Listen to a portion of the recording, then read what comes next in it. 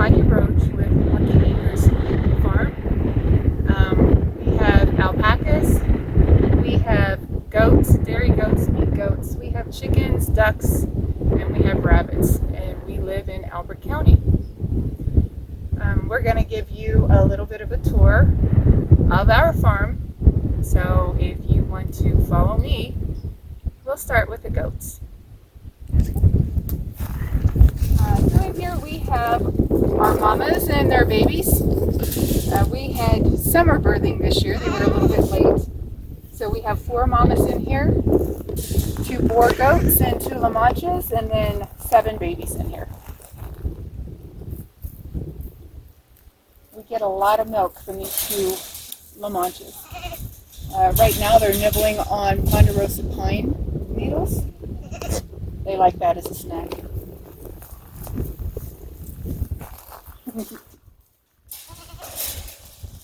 So now I know who to call for my slash. For your what? Slash. And this is Aiko, our little bottle baby. He's super, super friendly. But the mamas aren't very friendly with him. His mom rejected him. He was the 3rd born.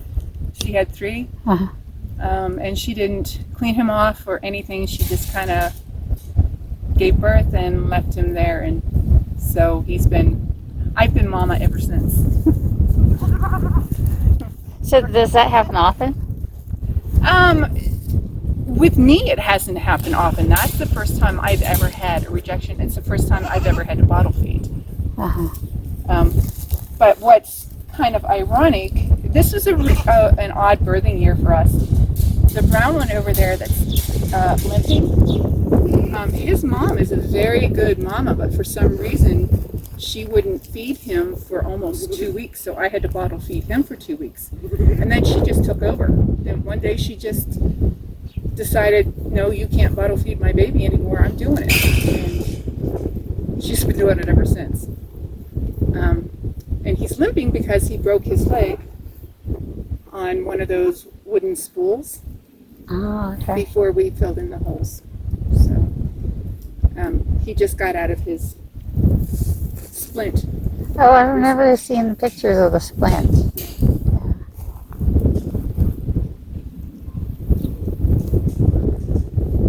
So do you want to go inside and walk around? Sure. Okay. My primary livestock animal was going to be alpacas. And then I picked up a couple of goats. And I just love the goats' personalities. They're like friendlier than a dog. And Uh-huh. well, my goats love me where my alpacas really don't care about me. So this girl looks thin because she is feeding 3 babies right now. And she puts everything into milk production. So we have to work on, we have to feed her a couple of meals separately to keep her weight up. So that's the ongoing battle with her.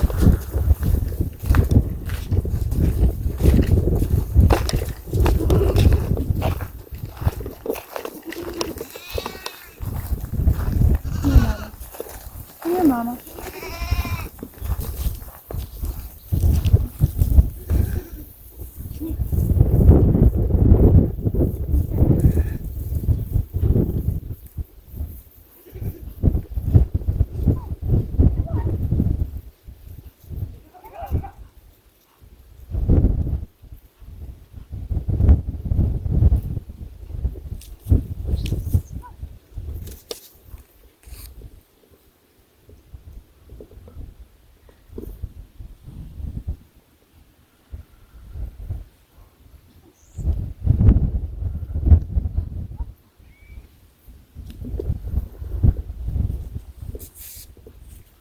And this is Aiko's sister.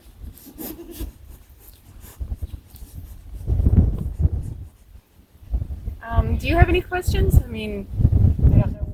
Know nothing about goats. So this is So where boar to start? baby. The boars are meat goats. Okay. And of course, they're pretty easy to tell which are the boars. Uh-huh. I have a visitor. She has been sniffing me all around. Now, I understand goats will eat just anything. So that's actually a myth.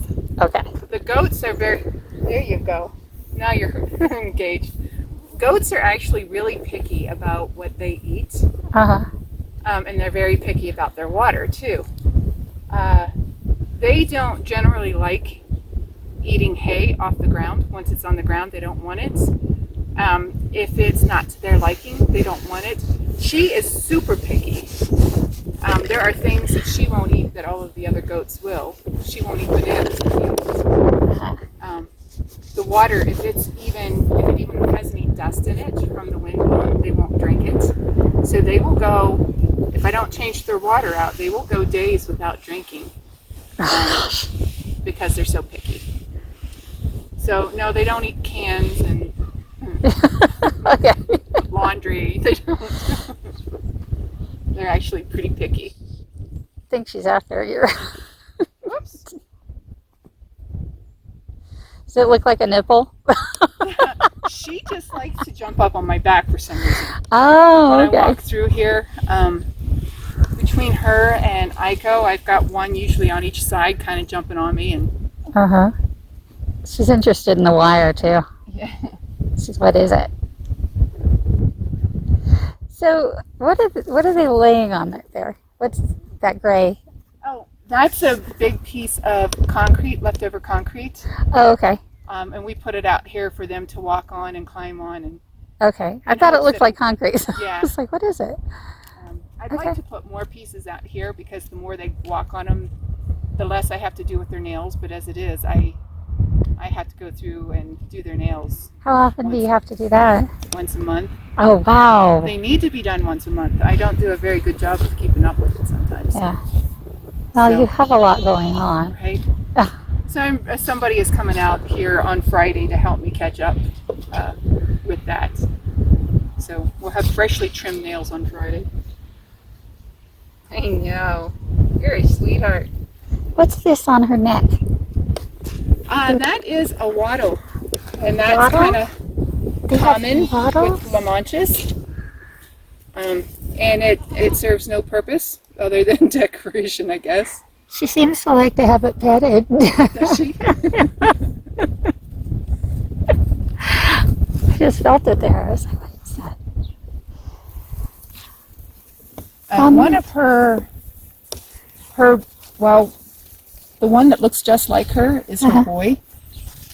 And he is the only one that has the wattle. My other La Mancha doesn't have it. Now, I bred them with Yeah.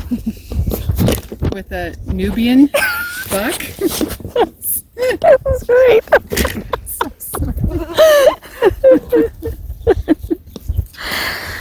Goat babies. There's a lot of cool stuff going on behind you. Okay. Being attacked by babies here. But anyway. Oh, and the lack of ears, right? The no ears or Oh, okay. short ears is another La Mancha trait. So the brown one down there took on more of the features of his dad, his Nubian dad. Oh, okay. That's why he's got. These are all boys in here. They're not all of my boys. I have 3 more that are separated. And those 3 are separated because I have a juvenile, a really young one, that I put with 2 other calm boys. And when he's old enough, he'll come out with the rest of these guys. So, yeah, these are the boys. And it seems like every evening, at least 2 or 3 of them get into a little tussle. We have to come out and break it up. So what is that sound? That is right now his nervous sound. there's something that's kind of not normal, Yeah, okay. and they're a little nervous. Okay, I see. They make that noise whenever I take them, the rare occasion that I take them out to travel for like events and stuff. I don't do it very often, but they'll do that all day long because they're nervous and it's not normal. I see. But they also have a similar sound that's not necessarily nervous, and they're just kind of talking to each other. They want to go out to the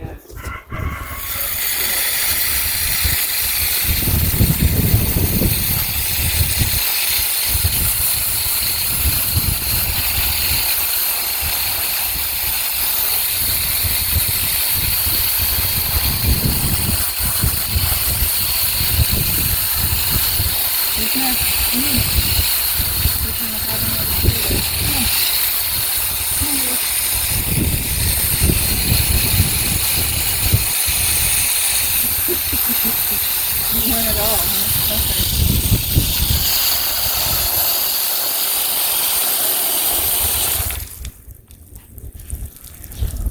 You coming for Here yours? comes another one. She's looking like it. These are the boys.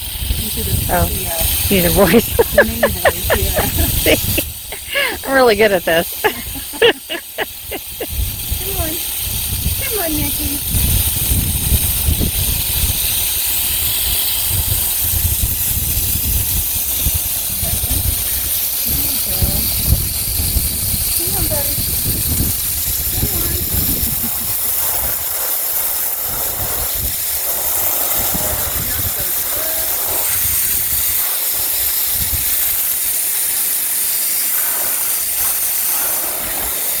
Turn you around, see if you got any fun with them.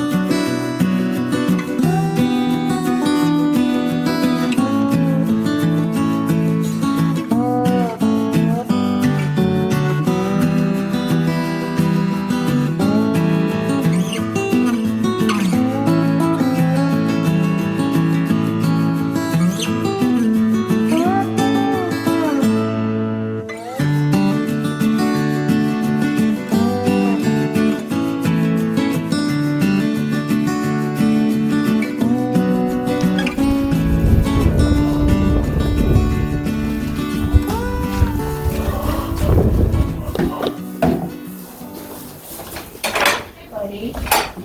Hey, buddy. Hey, Taro. What's up, buddy? Back up. He's super friendly. Get in here, buddy. Hello.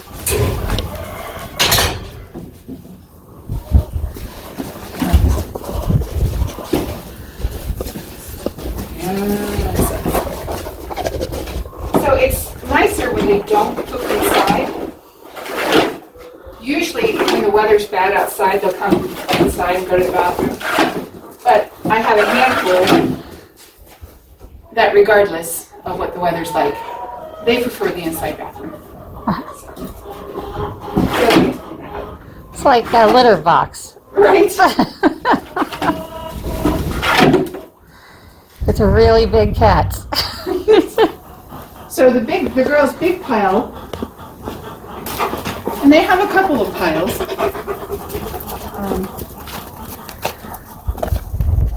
But this is about a week's worth. Look at the boys going out there. Oh, yeah.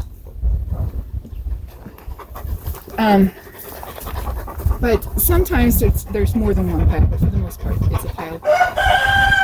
The from what I understand, they all do a single pile to confuse predators. Okay.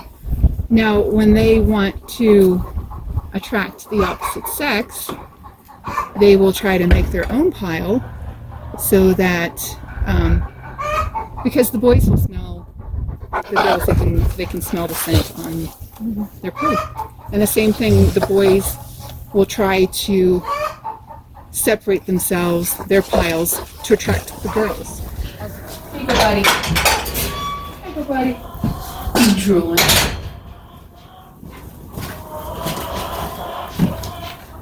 You're such a good boy. You sit. You sit. You're so good. What a good boy. We're gonna get you cleaned up, huh? Get that fur off there.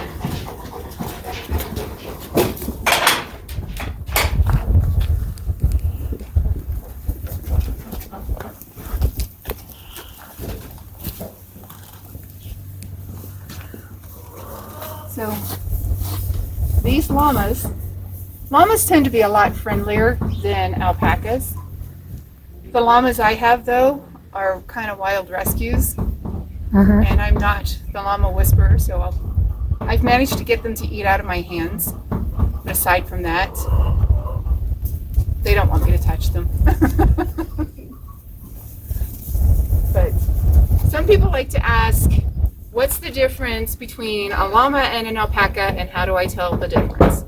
Aside from size, if you look at the llama's ears, Yeah. they kind of have those long banana-shaped ears, compared to an alpaca's that kind of looks like, well, it's just that, I don't know, what do you call it?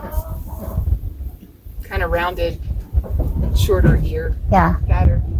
And if you look at his profile, see his face? It's almost equine. I don't know, it reminds me of a horse's face. No, it seems like, to me, my untrained eye is like their foreheads are just different.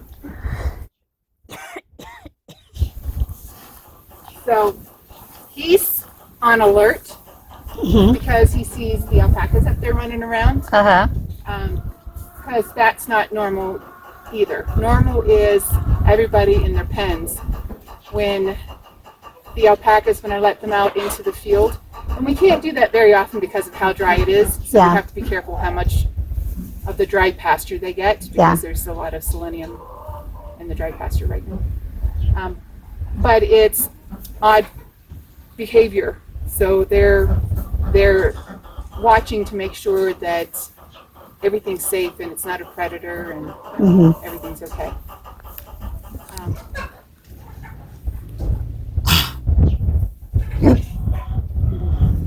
I'm crouching. That's weird. That's madness.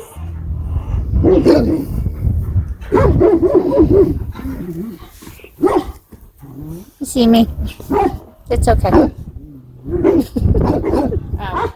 Him and his sister Ziva, they're a lot more shy of strangers. They won't attack people, at least not while they're with me. I've never tested out anything otherwise.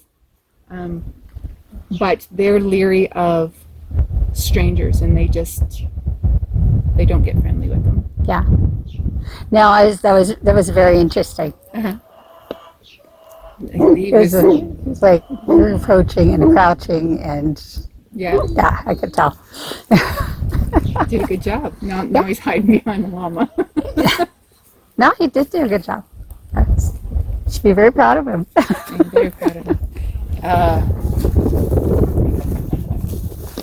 Nearly everything on the farm has a purpose. Even the house dogs are trained to, the black dog Shiloh is trained to break up a fight when the alpacas are fighting. She will come running out and she'll run in there and break up the fight by barking at them, and then their attention is on her and they'll stop fighting. Harley hasn't been trained to do much. We've only had her for a couple of months, so we're still working on making sure she just doesn't take off when she comes out. So She's a doorbell. see, that's true. She's a doorbell. That's her purpose. And we have I just got these on Friday. So these are meat rabbits. I raised meat rabbits a few years ago, and the hardest thing about them is, well, they're cute. So it's kind of hard to use them for the purpose that they were intended. But we got more meat rabbits because people have been asking us for rabbits. We don't have our buck yet, but all we have are a couple of those. Hang on, let me over. They're over here. I have 4 of them. Super friendly. Oops. Typically super friendly.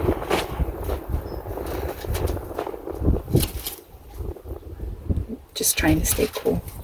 These are pretty. So how big do they get? So this is a new breed for me. So I was told they're going to get 2 to 3 times their size now. Wow. Yeah. So they're just not even 3 months old, maybe 3 months old. But they're pretty intrepid once they get that size too. Yeah.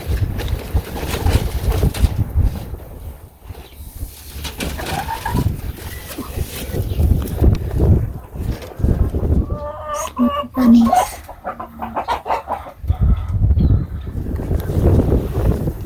Oh my gosh, what kind of bird is that? The little one. With that little white one? Uh-huh. That is a mockingbird.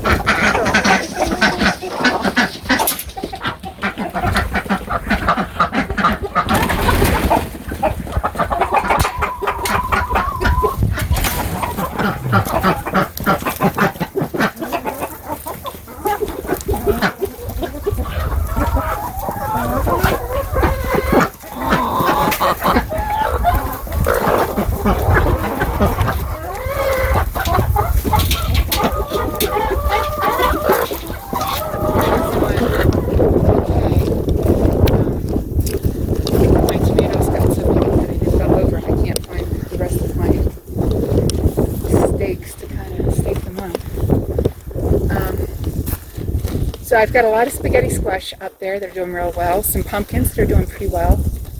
More than I expected anyway. Uh-huh. So they did okay. My peppers there in the buckets.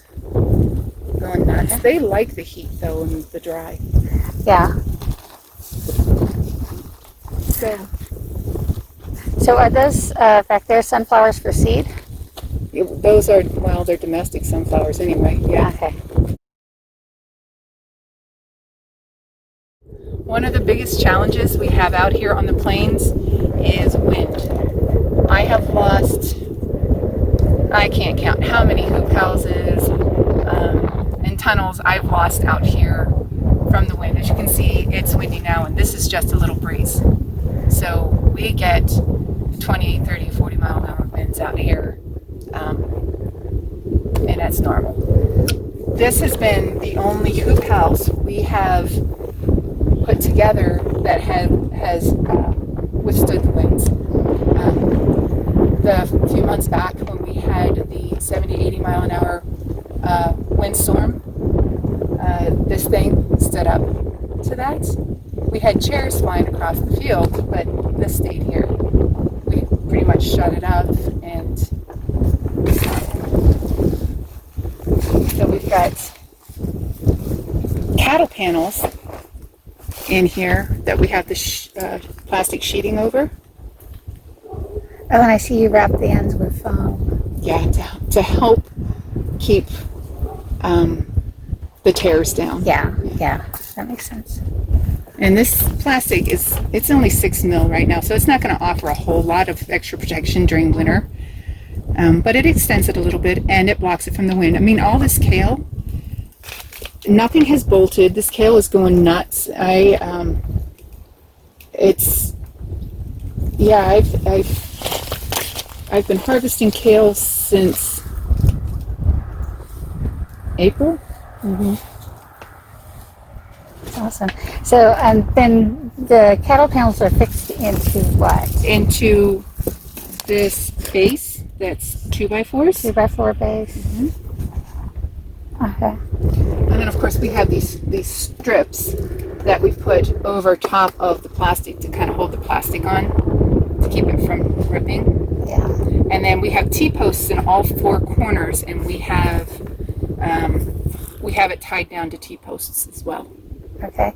Now, how is the cattle panel attached to the 2x4? The staple or Staples? Yeah, the big thick staples. Yeah. Yep. Okay. Cool. Yeah, I know a lot of people have admired your hoop house. Hey, somebody needs to make me a couple more. I wouldn't mind having a whole garden full of hoop houses. So, How long did it take him to make? How long does it take my husband to make them? No. So, this thing should be able to be done in a weekend. Okay. Yeah. And it depends on how quick people work. Yeah. He tends to be a perfectionist, and he'll sit there and think about it for a bit, and it's the measure twice. Yeah, no, I'm married to that man too. So, but yeah, I think the hardest part,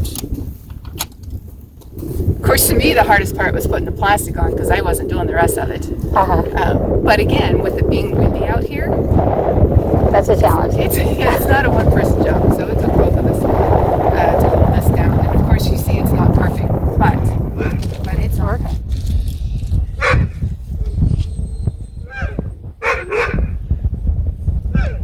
God, it smells amazing in here.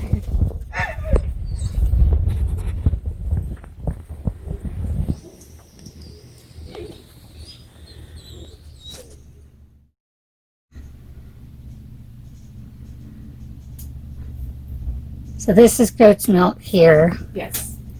You're saying the Amish and in Europe you can?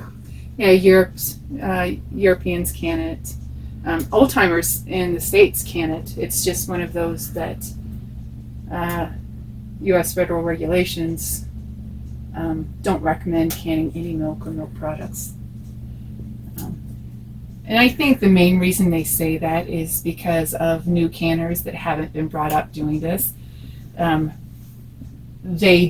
It's really easy if you don't do everything just right and bring it up to the right temp. You can get really sick and you can die if you improperly can things. Right. And milk is one of those things that if it's not done right, it can make people pretty sick. And these are meats here? Meat, yeah. Okay. Mm-hmm. And that is approved. Yeah. And you have a festive pumpkin. That's one of the 2 pumpkins that I brought in from the garden this year. So this is where, once we shear, I'll take the blanket, I'll put it on a skirting table, and we'll skirt out all of the undesirable stuff and try and get as much of the garbage out as possible. And then I will either flick it if it's still bad, but I'll lay them in locks and I'll show you the basket here in a minute to wash them. And I wash them in a tub, and that basket right there, this guy right here, is a basket full of clean fiber that's almost a fleece. It's so pretty. And then I run it through here. This is a carder, and basically it just aligns all of the fibers in one direction to make it easier to spin to get a nice smooth yarn. Mm-hmm. Well, that's the end of the tour. Thank you so much for following along, and hope to see you soon. Bye. Thanks, Tanya. Thanks.